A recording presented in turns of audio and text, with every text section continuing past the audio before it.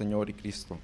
Al oír esto se compungieron de corazón y dijeron a Pedro y a los otros apóstoles: varones hermanos, ¿qué haremos? Pedro les dijo: arrepentíos y bautícese cada uno de vosotros en el nombre de Jesucristo para perdón de los pecados, y recibiréis el don del Espíritu Santo. Acts chapter 2, verse 36 to 38. Acts chapter 2, 36, 38. Therefore, let all the house of Israel know assuredly that God has made this Jesus, whom you crucified, both Lord and Christ. Now when they heard this, they were cut to the heart and said to Peter and the rest of the apostles, men and brethren, what shall we do? Then Peter said to them, repent and let every one of you be baptized in the name of Jesus Christ for the remission of sins, and you shall receive the gift of the Holy Spirit. Amen. Now we give turn Brother Alfonso. Ahora le dejamos el tiempo a nuestro hermano Alfonso. Dios lo bendiga, hermanos.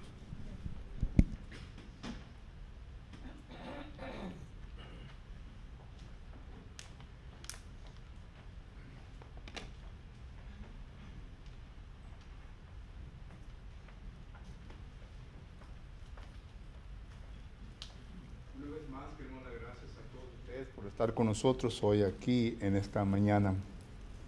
Especialmente ustedes que nos están sintonizando por medio de Facebook, gracias nuevamente porque toman el tiempo de estar con nosotros por medio de la tecnología. Gracias porque toma tiempo para poder estudiar nuevamente la palabra de Dios. Sin embargo, queremos hacerle una cordial invitación para que esté con nosotros cuando pueda y tenga tiempo. Venga usted y toda su familia y acompáñenos. Aquí estamos para servirle y para ayudarle con cualquier necesidad espiritual que usted pueda tener. Estamos localizados en 4002 East Richardson Road en la ciudad de Edinburgh, Texas. Nos reunimos en los miércoles a las 7 de la tarde, los domingos a las 9:30 de la mañana y por la tarde a las 6, solo que todos son bienvenidos. A ustedes, hermanos, quienes están aquí con nosotros, una vez más, gracias por su presencia. Y si acaso no estuvo con nosotros el miércoles, solamente les quiero avisar de que los hermanos de Houston, Texas, envían saludos a todos ustedes, los de Northside, los de Galena Park, los de Burbank, los de diferentes lugares ahí en la ciudad de Houston, Texas. Once again, we are content and we are happy that you are here with us this morning. And if you were not with us Wednesday evening, I would like just to say again that the brethren from Houston, Texas, sends greetings to this congregation. And they said that one day they will be down here, they will come by and visit. So let's see that happens. Una vez más, estamos estudiando el libro de Hechos, no versículo por versículo, sino que pregunta por pregunta. Usted recuerda que la última ocasión que tuvimos presentes, nosotros estuvimos viendo la primera pregunta que se encuentra en el libro de Hechos, y esto es Hechos capítulo 1 y versículo 6, en donde los apóstoles preguntan a nuestro Señor Jesucristo si acaso Él había de restaurar el reino en esa ocasión. Sin embargo, cuando nosotros seguimos leyendo la epístola o la carta de Hechos, nos damos cuenta que en Hechos capítulo 2 y versículo 38 encontramos otra pregunta que la gente que estaba presente, una vez que fue compungida de corazón, hicieron la siguiente pregunta: ¿qué haremos? As you will know, we're studying the book of Acts, and in the book of Acts there are several questions. We're not studying the book of Acts verse by verse, but we're studying the book of Acts question by question. And the last time that we were together, we noticed that in Acts chapter 1 and verse 6, the disciples asked our Lord Jesus Christ, will you restore the kingdom of God at this time? And at that particular time, we enter into that discussion. However, this morning, I would like to invite you to open your Bibles to the book of Acts chapter 2 and verse 38, because that is the second question or the next question that we will be studying. And it was in reference to the people that were gathered there in the day of Pentecost. They were cut to their hearts with the word of God. And in response to that, they asked the question, what shall we do? And this is the question that we are going to study. Esta es la pregunta que vamos a estar estudiando. Vamos a Dios en oración, hermanos. Bendito y eterno Dios, le damos gracias en esta ocasión, Padre Santo, por la oportunidad que usted nos da de poder estar ante su presencia para poder tomar tiempo de nuestra vida cotidiana, eterno Dios, para traerle honra y gloria a usted por medio de nuestra oración. Y al hacerlo, Padre eterno, le ruego pues que en esta ocasión usted primeramente esté con su siervo, para que así, eterno Dios, me ayude a poder comunicar con simplez, con certeza, eterno Dios, aquellas cosas que usted me ha puesto en mi mente y corazón mediante la meditación sobre este texto. Le ruego pues que esté con aquellos quienes están presentes y que habrán de escuchar, que usted, eterno Dios, les ilumine con su palabra y al llegar al conocimiento, eterno Padre, de ella, que ellos actúen conforme a la necesidad que la palabra les presenta en este momento. Te ruego pues que nos ayude. Heavenly Father, we are so thankful that you are with us this morning. As we take time, Father, from our daily life to be able to study another portion of thy word. I ask that you will be first and foremost with thy servant, that you will give me a recollection of the things that you have put in my mind and heart as I meditated upon this portion of Scripture. And in doing so, Father, that I may be able to herald those things without confusion in a simple form, Father, that all may understand. And in doing so, I ask that you will be with us, that at the moment that your word enters into our mind and illuminates our inner man, and if there is any needs within us, Father, that you will give us the ability to be able to make those corrections within our life. It is this that we ask in this prayer. Esto es lo que te pidemos en esta oración, en este momento. En el nombre de nuestro Señor Jesucristo, in the name of the Heavenly Father, Jesus, in the name of Jesus Christ, amen. ¿Qué haremos? Fue la pregunta que hicieron la gente que se encontró en el día de Pentecostés. ¿Qué fue lo que se llevó a esta gente a hacer esta pregunta? Es la primera pregunta que quiero hacerle a la pregunta. ¿Qué es lo que llevó a la gente presente en hacer la pregunta, ¿qué haremos? Según los comentarios nos damos cuenta nosotros que aquí en el día de Pentecostés se reunían como unos 20,000 a 30,000 personas. Pero nunca nos vamos a dar cuenta realmente la certeza del número de gente que estaba presente en aquella ocasión. Pero lo que sí sabemos, porque la Biblia nos enseña, es que en Hechos capítulo 2 y versículo 14, miramos nosotros que el apóstol Pedro, fue escogido por Dios para poder iniciar la comunicación en el momento que se inició la iglesia de Cristo. Esto lo podemos ver en Mateo capítulo 16 y versículo 19, en donde nuestro Señor Jesucristo le da la autoridad a este hombre, al apóstol Pedro, para que él tome las llaves del reino y pueda abrir las puertas a todos aquellos que en ese momento iban a escuchar la palabra de Dios, el Evangelio. Solo que sabemos con certeza que Pedro fue el comunicador en esta ocasión y fue una persona que fue inspirada por el Espíritu Santo. Esto lo sabemos claramente por lo que dice 1 de Pedro capítulo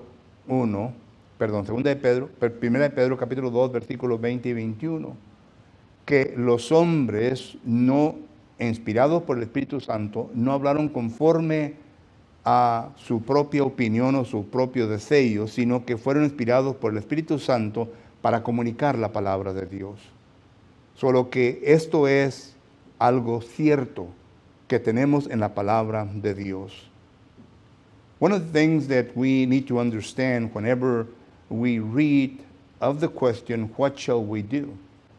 In Acts chapter 2 and verse 37, is that what caused the people to ask that question? So this is the question that I'm asking, the question that we're reading in Acts chapter 2 and verse 37. What prompted them? What made them answer or ask that question at that particular time? Well, first of all, we know that there were a lot of people present at that particular city. It was the day of Pentecost. Some commentaries say that it was about 20,000. Others say about 30,000 people that were present. But we will never know the exact amount of people that were present in the city of Jerusalem at that particular time. But what we do know is that the Apostle Peter is the spokesman for God at that particular time. He was chosen by our Lord Jesus Christ. In Matthew chapter 16 and verse 19, we notice there that he is given the authority. He is given the keys to the kingdom. And notice that the word keys are plural, making us aware that there were more than one occasion that those keys were going to be used. So we notice that he has the authority to be able to open doors. And the first door that we notice here is the door that was opened to the Jews, because it is Peter that is communicating to them at that particular time. Acts chapter 2 and verse 14 makes us aware of that. So therefore, we notice that he is an apostle, a man inspired by the Holy Spirit, that 1 Peter chapter 1, 20 and 21 makes us understand that he is the man that is inspired by the Holy Spirit. And therefore, the words that he is communicating to us are words that are from God. So that's the first thing that we notice that prompt this multitude of people to ask the question, what shall we do? Esta es la primera cosa que miramos nosotros que vino a compugir el corazón de aquella gente que estaba escuchando al apóstol Pedro en aquel entonces en hacer la pregunta, varones hermanos, ¿qué haremos? Que un hombre de Dios, inspirado por el Espíritu Santo, vino a comunicarles la palabra de Dios. Pero sabemos bien, hermanos, que en la comunicación de la palabra del Señor hay varias cosas que se llevan a cabo que nosotros, que usted y yo necesitamos que entender. Cuando una persona se presenta delante de nosotros, como Pedro se presentó delante de la multitud en aquella ocasión, no es la persona quien está comunicando a la persona a la cual se le comunica las buenas nuevas, sino que es Dios. Y es Dios cuando la persona que está comunicando está obrando conforme a la verdad y está comunicando las palabras conforme a la voluntad de Dios. Y digo esto porque esto es importante. Porque no todo aquel que se presenta delante de nosotros comunicándonos de Dios son personas que tienen esta fundación. Por ejemplo, en Mateo capítulo 4 miramos nosotros que Satanás se presentó delante de Jesucristo. Y Satanás usó Biblia. Le comunicó palabras del Antiguo Testamento.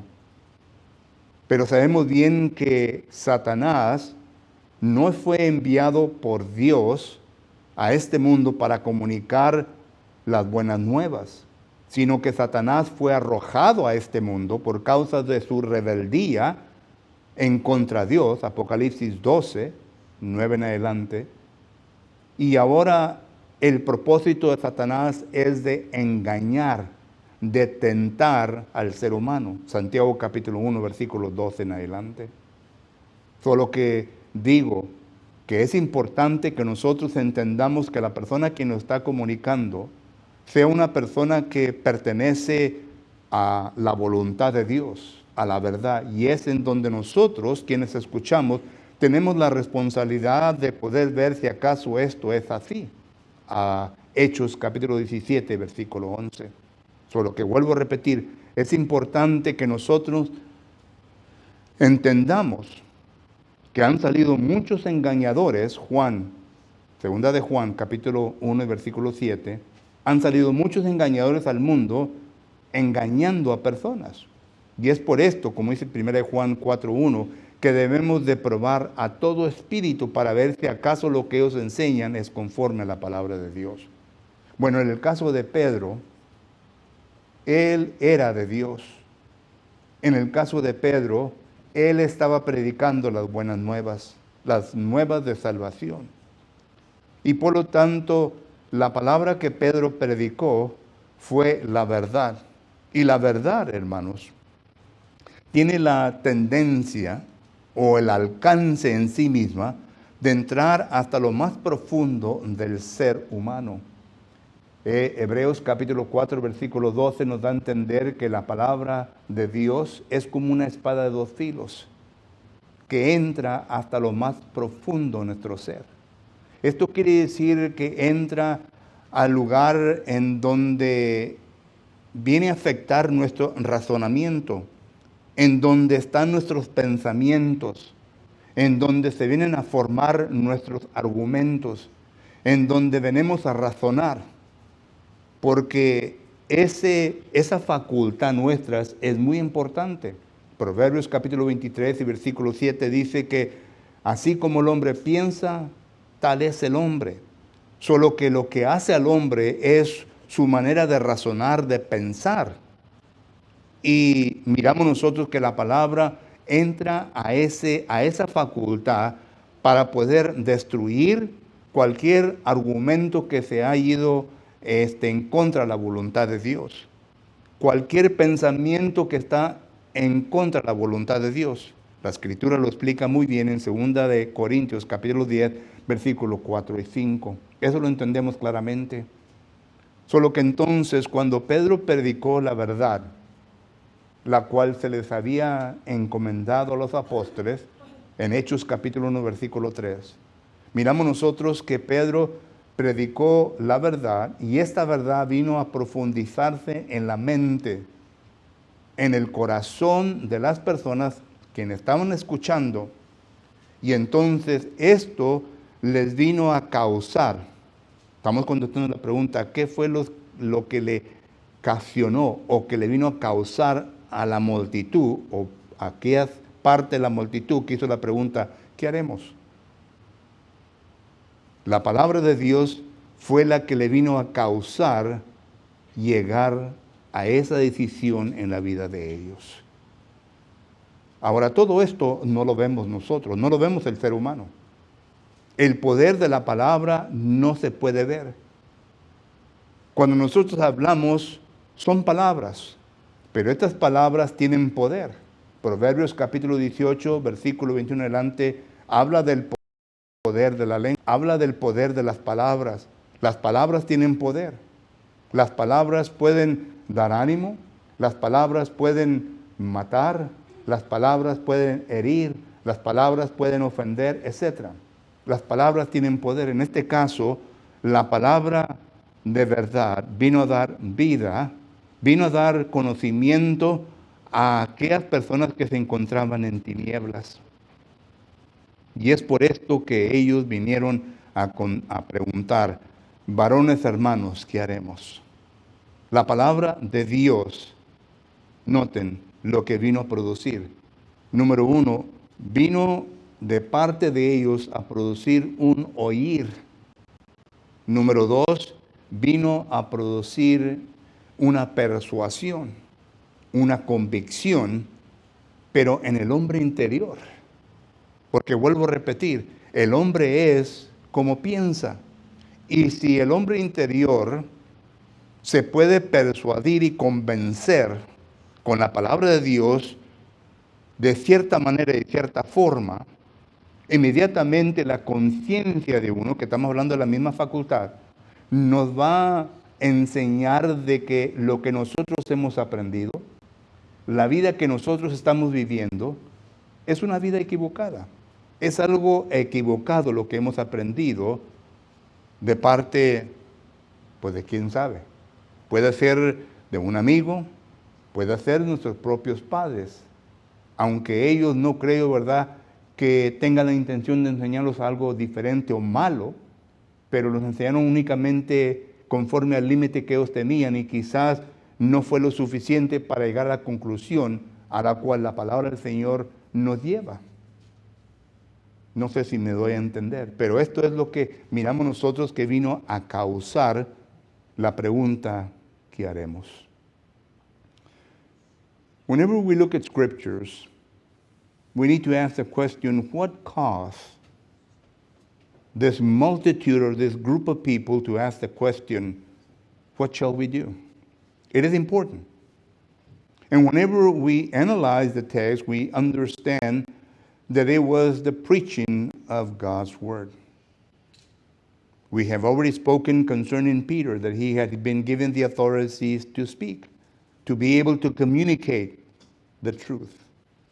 But let me tell you something that is very important, and I want you to pay attention to what I'm going to say, because this is what the Bible teaches.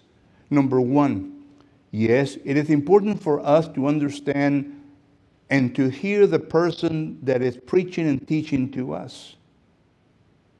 But as a listener, we have a responsibility. According to Acts chapter 17 and verse 11, our responsibility is to be able to decipher, to discern everything that is being taught to us. First of all, we need to understand who the speaker is. What's his motive? What is his motive in reaching out to us? Let me give you an example. In Matthew chapter 4, we have Satan. Now, Satan comes across as a religious person or a religious being because he begins to talk to Jesus Christ about God. And not only does he talk to Jesus Christ about God, but he communicates with scriptures. He uses Old Testament scriptures. But we know that Jesus Christ's intention was not to upbuild and to bring good tidings or blessings to the listener. His intentions or his motives were different. We're talking about a person that had been banned from heaven, a person that tried to raise himself up as God in front of God. And he was banned from heaven. Revelation chapter 12 and verse 9 speaks of that. We have a person here that is trying to deceive, but not to communicate information to Jesus Christ. So that's what I'm saying, that we need to be very careful in who we listen. First of all, we need to investigate who the speaker is. We need to understand if he or she is someone that has the motive of being able to give us truth, of being able to give us that which is needed in my life to better myself, not to destroy me. So that's very important. But in this case, we have Peter. And Peter was an apostle of God. Peter was a man of truth. Yes, he had his weaknesses, but his motive, his purpose, was to be able to teach the Word of God in order for people to be able to become safe of the present danger that was before us or before them. So this is Peter. And whenever we notice that he is preaching and teaching, he is teaching and preaching the good news. He is teaching and preaching the Word of God. You see, the Word of God has the power to be able to reach the most inner part of humanity. There is a part within us that we call the reasoning factor or faculty. It is the faculty where we reason, where our thoughts are formulated, where our decisions are made, etc., etc. Also, the conscience is there.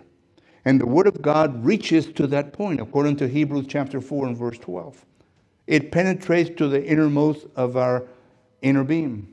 And therefore, the Word of God is what converts and brings the person into a conviction, a persuasion. Now, you and I do not see that. But you need to understand that words are powerful. According to Proverbs chapter 18 and following, Words can kill you. Words can bring you to the point of depression. Words can offend you, and on goes the list. That's the power of the word. But whenever the word is used correctly, it is to bring life, to bring light into darkness, to bring life unto death. And that's what John chapter 5 and verse 24 speaks of. So this is what prompts the people that are there to ask the question, what shall we do?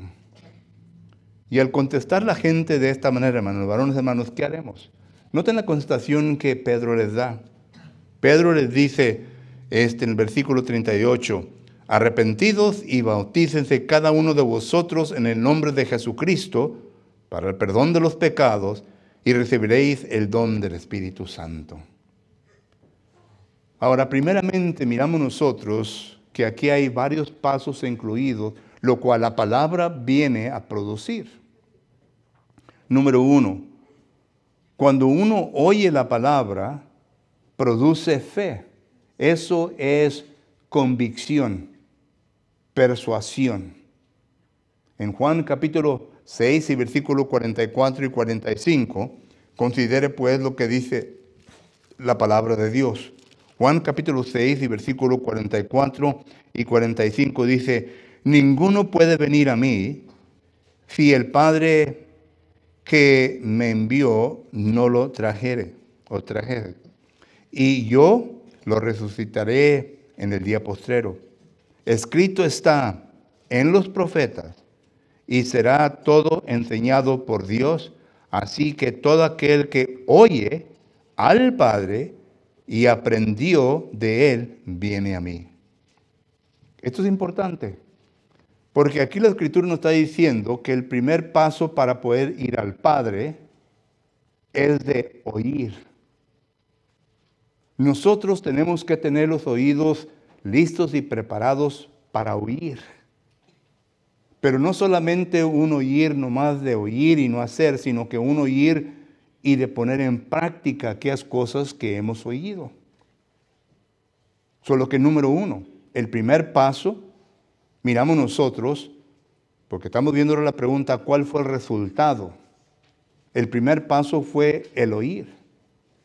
Vino a demostrar una actuación en el ser humano que lo llevó al siguiente paso necesario. Y el siguiente paso es de que ahora viene a demostrar fe. ¿Fe en qué? ¿Fe en qué? Lo que Pedro le estaba diciendo. Sepa pues certísimamente, versículo 36 le dice Pedro, sepa pues certísimamente, porque es que estos judíos no se habían dado cuenta antes de crucificar a Jesucristo. Pero ahora se dieron cuenta porque hubo un compugimiento de corazón y eso fue el resultado de la palabra. Se dieron cuenta porque la palabra penetró hasta lo más profundo de su ser y esta palabra entonces fue puesta en práctica en la facultad de razonamiento en ellos y por lo tanto llegaron a demostrar fe. Y nos llega el segundo paso. El segundo paso es Romanos capítulo 10, versículo 17. La fe viene por el oír y oír la palabra de Dios. Solo que aquí inmediatamente miramos dos pasos que le llevó a hacer la pregunta, ¿qué haremos? Ya entonces Pedro le viene a contestar con el tercer paso, arrepentimiento. El arrepentimiento aquí, la palabra griega, es una palabra militar que describe que cuando un soldado anda en marcha y luego quiere el que lo está dirigiendo que haga cambio y voltee a marchar en la dirección opuesta a la cual está yendo, esa es la palabra que se usa aquí. Y esto simplemente nos da a entender que el arrepentimiento quiere decir que tiene que haber un cambio de mente, un cambio de corazón en la persona. Que tiene que cambiar totalmente. Claro, ¿verdad? Que no va a ser una persona que instantáneamente va a recibir todo el conocimiento de Dios y que ya va a ser diferente a como era antes. No está hablando de eso, sino que está hablando de una postura mental y física en donde la persona ha hecho la decisión, bueno, ya voy a comenzar a hacer las cosas diferente en mi vida. Yo quiero vivir diferente. Esa es la palabra arrepentimiento. Y dice la Escritura que sin ese paso, la persona no puede llegar al Padre. Note lo que dice Lucas capítulo 13 y versículo 3. Lucas capítulo 13 y versículo 3 dice la palabra de Dios lo siguiente. Lucas 13, 3 dice, os digo, si no os arrepentéis, todos perecerán igualmente. Igualmente que ¿qué? Que el mundo, que el pecador.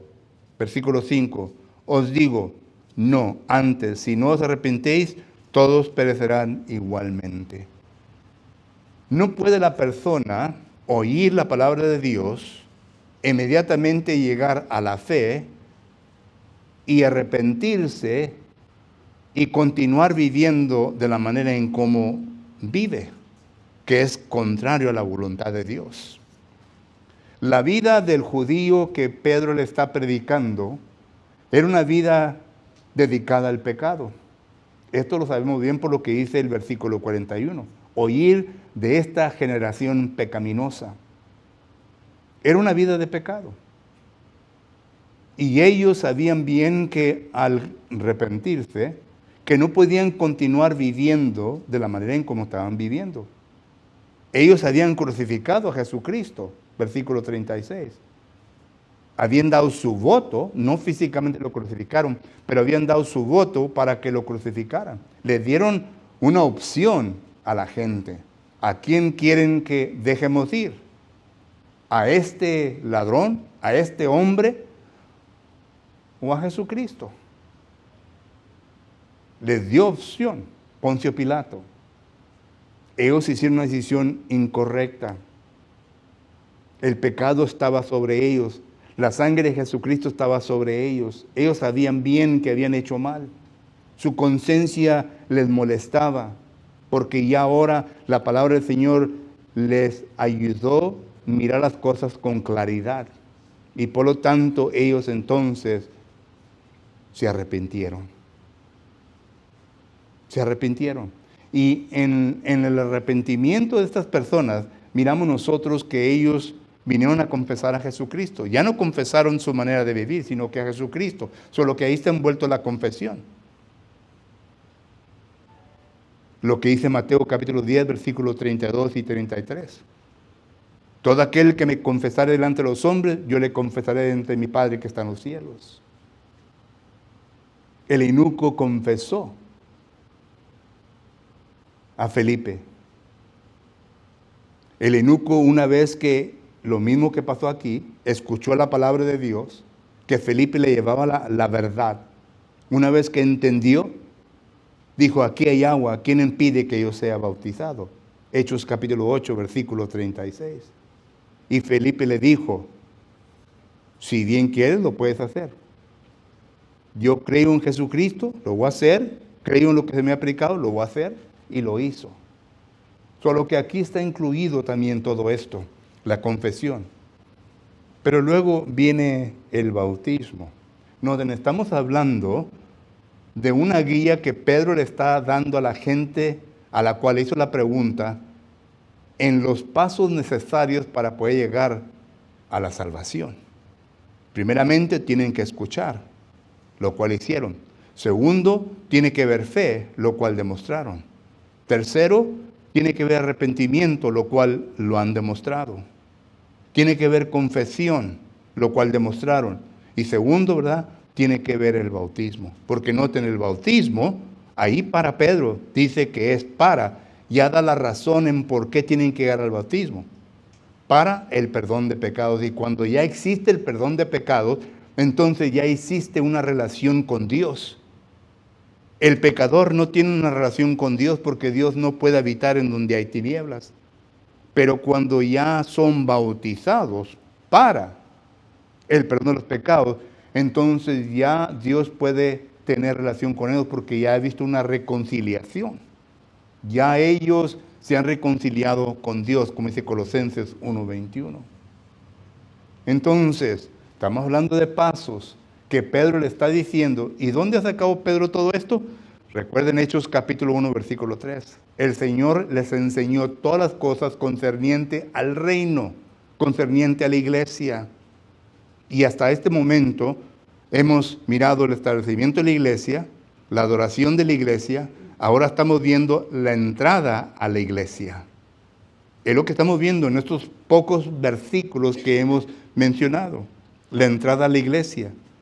Porque no es un hombre que añade a la iglesia de Cristo, sino que es Dios el que añade a su iglesia. El hombre no tiene que ver nada con esto, sino que es Dios. Y Dios entonces pone los pasos necesarios para poder llegar a ese punto, y entonces ya miramos en dónde Dios viene a añadir a su iglesia. Pero regresando al bautismo, el bautismo es importante, porque el bautismo es lo que viene a cerrar el círculo o los pasos necesarios para poder entrar en Cristo Jesús y para poder ser trasladados a la iglesia. En el bautismo miramos nosotros que ocurren varias cosas. Número uno, ocurre la intervención del Espíritu Santo, aunque no lo vemos. Ya hemos hablado de esto, aunque no lo vemos, pero viene el Espíritu Santo a intervenir y viene a demostrar las obras que le toca a Él. Primera de Corintios capítulo 6 y versículo 11. Note lo que dice la palabra del Señor. En Primera de Corintios capítulo 6 y versículo 11, estamos hablando aquí de obras que le toca al Espíritu Santo bajo el agua. Y estos eras algunos, mas ya habéis sido lavados. Esto habla del bautismo.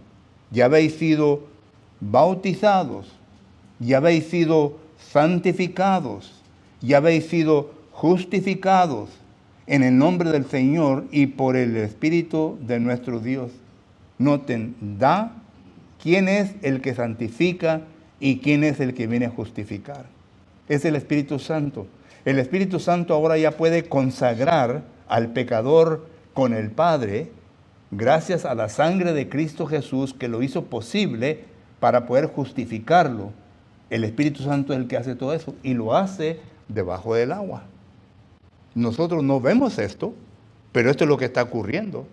Esto es lo que se está llevando a cabo.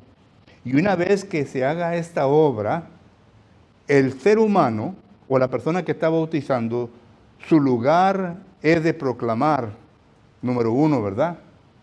Si acaso la persona cree en Jesucristo y entendió completamente todo lo que hizo, los pasos, y cuando la confesión se da públicamente, entonces el que está bautizando dice: yo te bautizo en nombre del Padre, el Hijo y el Espíritu Santo para el perdón de tus pecados. Y cuando es sumergido a las aguas del bautismo, ahí pues entra las obras del Espíritu Santo. Y cuando el bautizador lo le viene a levantar de las aguas del bautismo, así como hizo Felipe al eunuco, Hechos capítulo 8, versículo 37 en adelante, así como lo hizo Felipe al eunuco, así como lo hizo Juan el Bautizador a Jesucristo, lo levantó de las aguas, y claro que tiene más explicación eso, ¿verdad? Pero esto es lo que voy a decir ahorita. Lo levantó de las aguas. Miramos nosotros que el bautizador levanta al que es bautizado debajo de las aguas, y al bautizarlo ya entra en una vida nueva. ¿Quién es el que da la vida nueva? El Espíritu Santo. A eso se le llama don del Espíritu Santo, vida eterna. Es lo que habla Hechos capítulo 2 y versículo 38. No es un don milagroso del Espíritu Santo, como muchos tenemos la tendencia de creer. Porque si así fuese, cuando Felipe fue a Samaria para bautizar, él bautizó. Pero dijo: ¿han recibido el don del Espíritu Santo? No. No han recibido el don del Espíritu Santo. Noten, pongan atención. Felipe ya había bautizado a los samaritanos Ellos habían resucitado las aguas del bautismo. ¿Recibieron don del Espíritu Santo? Sí. ¿Pero qué don recibieron del Espíritu Santo? Porque si yo digo no recibieron el don del Espíritu Santo, estoy contradiciendo Hechos 2:38. Al ser bautizados, la persona es resucitada a las aguas del bautismo y recibe el don del Espíritu Santo, lo cual es vida eterna. Lo que los apóstoles fueron a hacer en Samaria fue de imponer las manos para recibir un don milagroso. Noten la diferencia. El que era bautizado y resucitado a las aguas no tenía dones milagrosos, pero tenía el don del Espíritu Santo. Entonces, esto es lo que Pedro le da a entender. Arrepentidos y bautícese para el perdón de tus pecados y recibiréis el don del Espíritu Santo. Y la promesa no era solamente para ellos, sino para todos los que iban a bautizarse después de estas personas. Esto pues es lo que el texto nos enseña. Y esto pues es respuesta a la pregunta que haremos. En forma de sumario, número 1. ¿Qué causó la pregunta? La predicación del apóstol Pedro, la cual fue concerniente a la verdad, el Evangelio. Y cuando ellos preguntaron, ¿qué fue la respuesta de Pedro? Bueno, bíblicamente hay ciertos pasos que tiene la gente que pasar para poder llegar al punto de ser salvo ante Dios, porque ellos se sentían culpables, se sentían pecadores, y Pedro les dice, hay un proceso, y el proceso es lo que el Señor nos ha enseñado, es lo bíblico. Número 1, tienes que oír. Número 2, tienes que tener fe. Número 3, tienes que arrepentirte. Número 4, tienes que confesar. Número 5, tienes que bautizarte. Y ya haciendo esos pasos, entonces ya puedes clamar a Dios, Abba Padre. Qué maravilloso, hermanos, es la contestación de esta pregunta. In English, I know I said a lot of things in Spanish, but I'm just going to give you a resume of what I said. In Acts chapter 2, when Peter responds to the people that have asked the question, he proceeds in teaching them the steps towards salvation. And he makes them aware that those are things that Jesus Christ established. Those are the things that the Word of God teaches us. Number 1, you need to hear the Word of God, which they did. Number 2, they need to have faith, because without faith it's impossible to please God. They did. Number 3, they had to repent. They did. Number 4, they had to confess. They did. It is implied. It is not mentioned directly, but it is implied. And number 5, they had to be baptized. Baptism was for the purpose of remission of sin, in order for them to now go to the Father and claim Him, Abba, Father. So this morning, if there's anyone among us this morning that still does not understand the complete message that was delivered this morning, and you are in a state of wanting to know because it is urgent for you, I'll be glad to talk to you, and we'll restudy this portion of Scripture. But if you understand what the Bible teaches, and if you're aware of what it says, then make your decision this morning. Si acaso en esta mañana entendió perfectamente lo que la Escritura nos enseña y qué es lo que usted tiene que hacer para poder ser reconciliados con Dios, haga su decisión para que el Señor lo venga a añadir a la iglesia. Hechos 2:47. Mientras nos ponemos de pie, entonamos un canto de invitación.